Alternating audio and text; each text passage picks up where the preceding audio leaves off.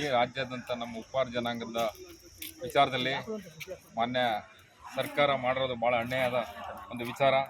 ಜನಗಣತಿ ವಿಚಾರದಲ್ಲಿ ಅದು ತಪ್ಪು ಮಾಹಿತಿ ಕೊಟ್ಟು ಇಡೀ ಸುಮಾರು ಒಂದು 20ರಿಂದ 30 ಲಕ್ಷ ಇರೋಂಥ ಜನನ 7 ಲಕ್ಷ ಇದೆ ಅಂತ ಒಂದು ತಪ್ಪು ಮಾಹಿತಿ ಕೊಡ್ತಾ ಇದ್ದಾರೆ.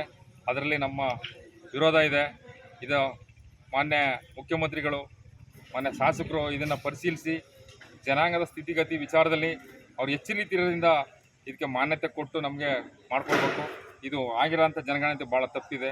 ಯಾವುದೋ ಎಲ್ಲೋ ಕೂತ್ಕೊಂಡು ಜಯಪ್ರಕಾಶ್ ರೆಡ್ಡಿ ಅಂತವನ್ನೊಬ್ಬರು ಹೆಗಡೆ ಅನ್ನೋರು ತಪ್ಪು ಮಾಹಿತಿ ಕೊಟ್ಟಿದ್ದಾರೆ.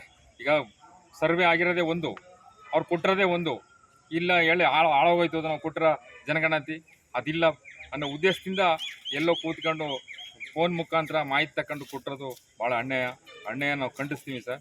ಇದನ್ನು ನಾವು ಮರುಪರಿಶೀಲನೆ ಮಾಡಿ ನಮ್ಮ ಜನಾಂಗ ಸ್ಥಿತಿಗತಿನ ಎಷ್ಟಿದೆ ಅನ್ನೋದನ್ನ ಪರಿಶೀಲನೆ ಮಾಡಿ ನಮ್ಮ ಜನಾಂಗ ಆಗೋಂಥ ಸೌಲಭ್ಯನ ಒದಗಿಸ್ಕೊಡ್ಬೇಕು ಅಂತ ಮಾನ್ಯ ಮುಖ್ಯಮಂತ್ರಿಗಳು, ಮಾನ್ಯ ಶಾಸಕರಲ್ಲಿ ಮನವಿ ಮಾಡ್ಕೊಳ್ತೀನಿ ಸರ್.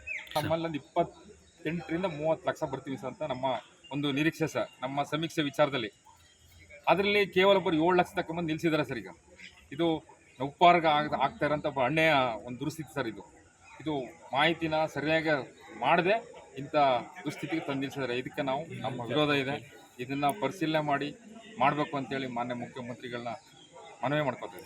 ಈ ಜಿಲ್ಲೆ ಚಾಮರಾಜನಗರ, ಮಾನ್ಯ ಬೆಳಗಾಂ ಜಿಲ್ಲೆ ಗೋಕಾಕು, ಕೊಪ್ಪಳ, ಸುರಾಪುರ, ಸುಮಾರು ಒಂದು 30 ಜಿಲ್ಲೆಯಲ್ಲಿ ಸರ್, 15 ಜಿಲ್ಲೆದಲ್ಲಿ ನಮ್ಮ ಜನಾಂಗದಲ್ಲಿ ಜಾಸ್ತಿ ಇದ್ದಾರೆ ಸರ್. ಇದರಲ್ಲಿ ಮಾಹಿತಿನೇ ಸರಿಯಾಗಿ ತಗೊಂಡಿಲ್ಲ ಸರ್. ಜನಗಣತಿ ಮಾಡಿರೋದು ಪ್ರತಿಯೊಂದು ಮನೆಗೆ ಹೋಗಿ ಮಾಡಿರೋದೇ ಆ ಫೈಲೇ ಇಲ್ಲ, ಹಾಳಾಗಿದೆ ಅಂತೇಳಿ ಜಯಪ್ರಕಾಶ್ ಹೆಗ್ಡೆ ಅನ್ನೋರು ಸರ್ವೇನೇ ಸರಿಯಾಗಿ ಮಾಡದೆ ನಮಗೆ ಭಾಳ ಅನ್ಯಾಯ ಆಯ್ತದೆ ಸರ್. ಅನ್ಯಾಯ ನಾವು ಖಂಡಿಸ್ತೀವಿ ಸರ್. ಅವರು ಕೂಡ 2 ಸರಿ ಮಾತಾಡಬೇಕು, ನಾವೆಲ್ಲ ಹೋಗಿದ್ದು ನಾವು. ಯಾಕೆ ಸರ್ ನೀವು ಇದ್ರ ಬಗ್ಗೆ ನೀವು ಮಾತಾಡದೇ ಇದ್ದಾರೆ ಅಂತಂದಾಗ ನಾನು 2 ಸರಿ ಮನವಿ ಮಾಡಿದ್ದೀನಪ್ಪ, ಆಯಿತು ಮಾಡೋಣ ಅಂತ ಸಮುದಾಯದ ಕೊಡ್ತಾ ಇದ್ದಾರೆ. ಆಮೇಲೆ ವಿಧಾನಸಭೆಯಲ್ಲೂ ಕೂಡ ನಾನು ಮಾತಾಡೋಕ್ಕೆ ಅವಕಾಶ ಕೊಡಿ ಅಂತ ಹೇಳಿದ್ರೆ ಆಗಲೂ ಕೊಟ್ಟಿಲ್ಲ ನನಗೆ.